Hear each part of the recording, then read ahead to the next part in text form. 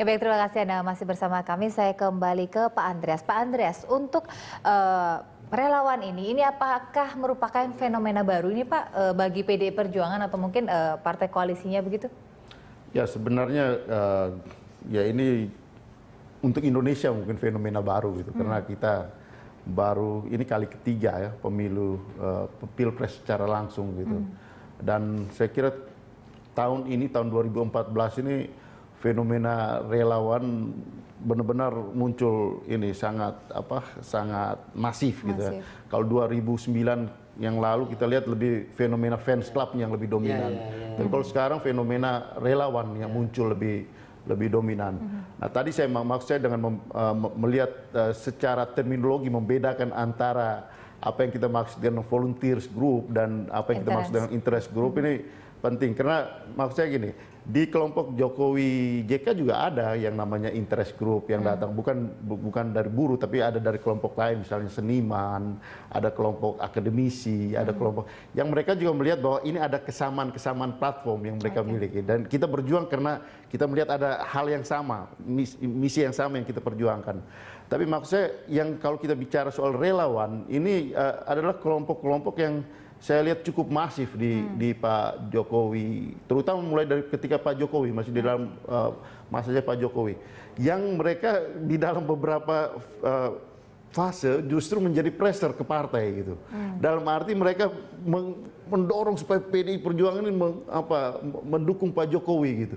Mereka bergerak bahkan jauh lebih dulu dari partai, bahkan ini merupakan seperti suatu kontinuitas pasca Pilgub kemarin gitu. Sehingga kesinambungan ini menjadi suatu hal yang berjalan cukup masif dan cukup lama.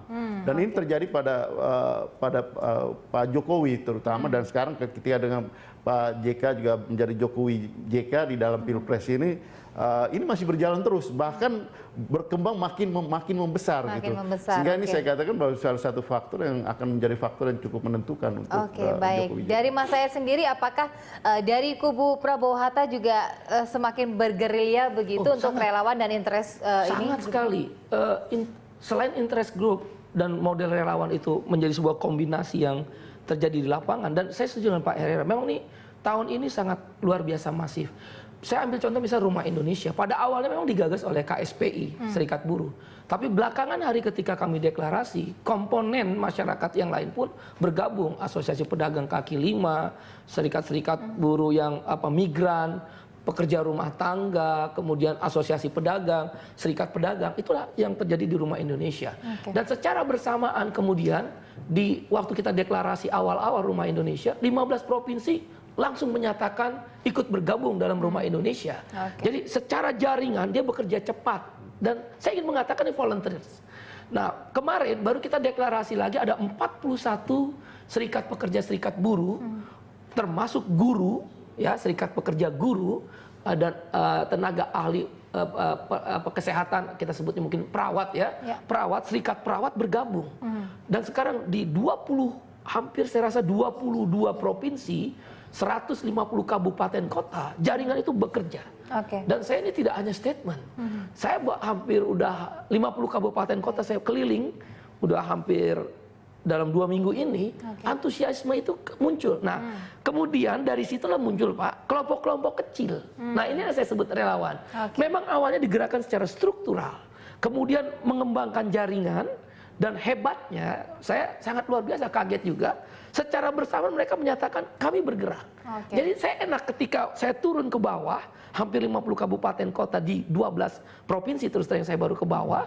Semalam saya misal di Bogor sampai jam 9 malam, itu 1.000-2.000 orang bergerak. Nah itu dahsyat sebenarnya. Baik, berarti dari Mas Said dan Pak Andreas ini sebelum menutup, setuju jika dikatakan ini tim relawan atau pun disebut interest group ini merupakan salah satu cara yang cukup efektif untuk menuju kemenangan begitu? Dari Mas Said dulu.